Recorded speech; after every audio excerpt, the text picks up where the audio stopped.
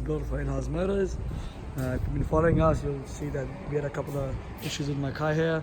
Pulled the gearbox out to put the Type R gearing in there. Went to Hampton Downs for a track day and had a pretty awesome day. And then the next week, took up a spin and started crunching in second gear. All the parts that we used were from second-hand boxes, so I think that's probably the reason why I gave up.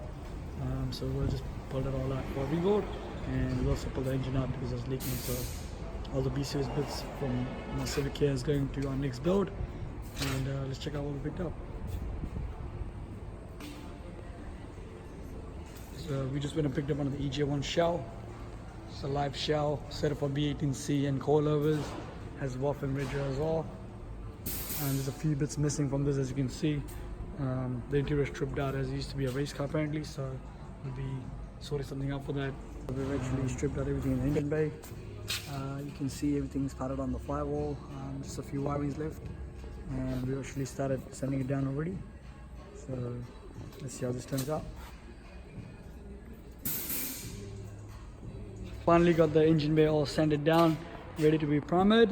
We couldn't get that loom out, so we pretty much just wrapped that up so we didn't get any overspray.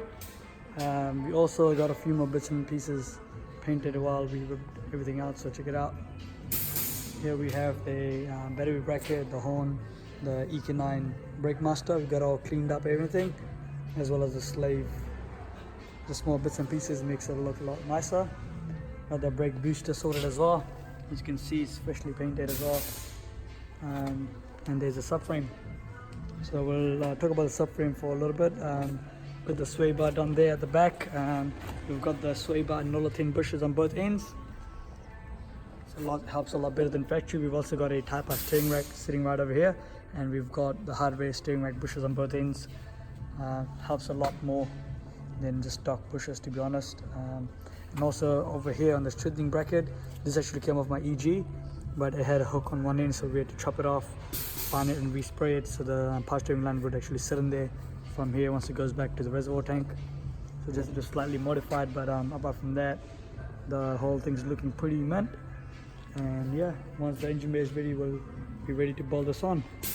We've also got the engine pretty much ready to be parted out, so let's check it out. Yeah, so we'll be starting to dismantle this whole thing, take the loom out, take the intake out, and start from the top, work our way to the bottom, and then send it away to the machinist. Right, let's see what we've disassembled. We've got all the brackets, the intake, the rocker cover, and the head also all parted out already. Now we'll be working on the bottom end, which is the block. There's the head gasket, pull that off. The head looks pretty good, but we'll get a surface grind to be safe. And this motor did have different compressions on all cylinders, so hopefully after the build it'll be perfect. Yeah, so we'll do the bottom end now and keep you guys updated. The bottom end is now been dismantled. There's all the bits and pieces, the crank, the piston and the rods, as well as the rest of the bits and the oil pump. So far everything in this engine has been really clean. This motor was done previously back in 2015. Got a couple of things redone, like the water pump, tensioner, and the cam belt and everything. So some of these bits we're going to reuse just because they've hardly done much mileage on it, and I've actually done an oiling every 5,000 k's on this engine or less, so it's pretty tidy.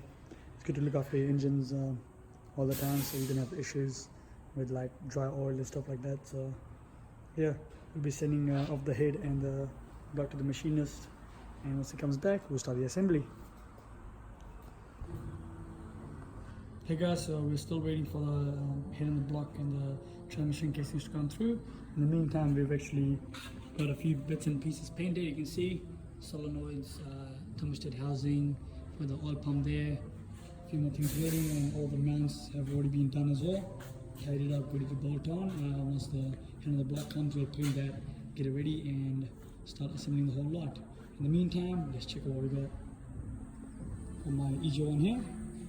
We've got the one that we bought the other day, rolling shell, and we've got our third donor EJ1. So this one was written up a few years ago, front impact, the chassis bent, but it's got a lot of bits and pieces, such as interior bits that we can use for that build there. So we'll be pretty much taking the motor out of this, everything we can pretty much scavenge and help this car get on the road.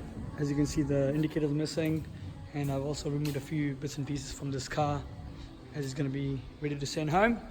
I've removed all the lower LCS setup on my car. As you can see, it's all stock again.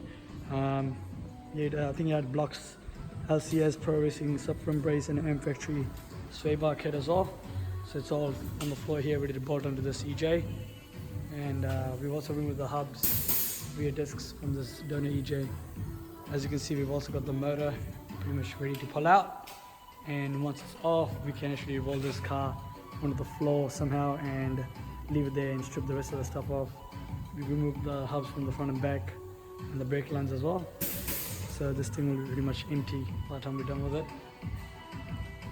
So that's pretty much our progress for Sunday evening.